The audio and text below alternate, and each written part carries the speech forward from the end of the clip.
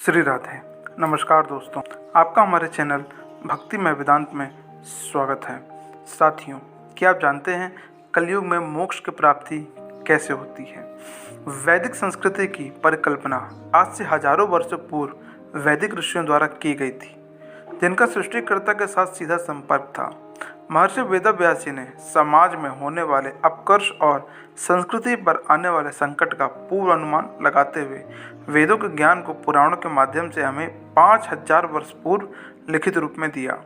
इन सब पुराणों में श्रीमद् देवी भागवत में विभिन्न युगों सतयुग, त्रेता, द्वापर, कलयुग की विस्तार से व्याख्या की गई है। जो मनुष्य धर्म का पालन करते हैं वह सतयुग में जन्म लेते हैं। जिन मनुष्यों की प्रीति धर्म और अर्थ, जिसे भौतिक संपदा दोनों में है, वह त्रेता युग में जन्म लेते हैं। जो धर्म, अर्थ और काम, जो इच्छाएं होती हैं, इन तीनों में प्रीति रखते हैं, वह द्वापर में जन्म लेते हैं। तथा जो सिर्फ अर्थ और काम में लिप्त होते हैं, वह कलयुग में जन्म लेते हैं। अतः सतयुग में योग ज्ञान था, त्रेता में ध्यान के माध्यम से ज्ञान प्राप्त होता था, द्वापर में कर्म प्रधान हुआ और श्री कृष्ण भगवान ने गीता के माध्यम से निष्काम कर्म सिखाया। प्रत्येक वाणी की सहायता अनासक्त होकर करना।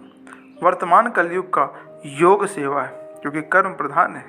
इसलिए जब हम सेवा करते हैं तो हमारे कर्म स्वतः ही सुधारते हैं। कर्म वह नहीं है कि दूसरे के बारे में अच्छा विचार किया और फिर अपने भोगों में लिप्त हो गए। यह एक कृत्य है जो कि या तो सकारात्मक या फिर नकारात्मक हो सकता है।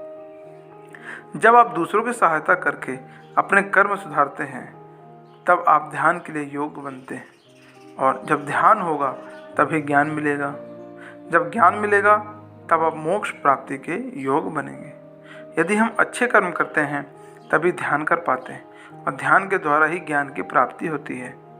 जब इतने सारे अपराध हम देखते हैं, जानवर को प्रताड़ित किया जाता है, प्राकृतिक संसाधनों को नष्ट किया जाता है, तब हमें कोई शंका नहीं होती कि कलयुग अब अपने समीप में ही है।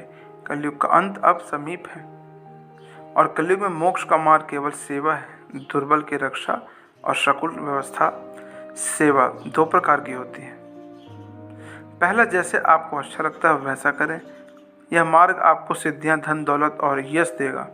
दूसरा सेवा मार्ग वो जो कि आपके गुरु द्वारा दिखाया गया है।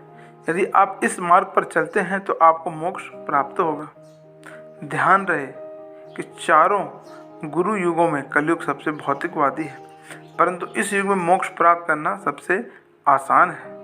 इस युग में आपको केवल अपने गुरु, अपने इष्ट के वाक्यों पर ध्यान देना है और उसी मार्ग में चलना है। इससे आपको मोक्ष की प्राप्ति होगी।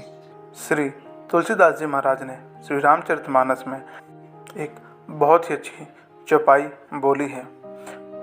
कलयुग केवल हरि गुण गाहा, गावत नर उतरहि भव थाहा। अर्थात कलयुग केवल हरि गुण गाहा, कलयुग में केवल भगवान का ही, भगवान श्री हरि का गुण गाओ, और गाते गाते भगवान तुमको पार लगा देंगे। तुम मोक्ष के भागी बनोगे। उतरहि भव थाहा, इस भव सागर से तुम पार हो जाओगे। आशा करता हूँ दोस्तों आपको जानकारी पसंद आई होगी। आप हमारे इस वीडियो को लाइक एंड शेयर करें और हमारे इस चैनल को सब्सक्राइब करें। श्री राधे।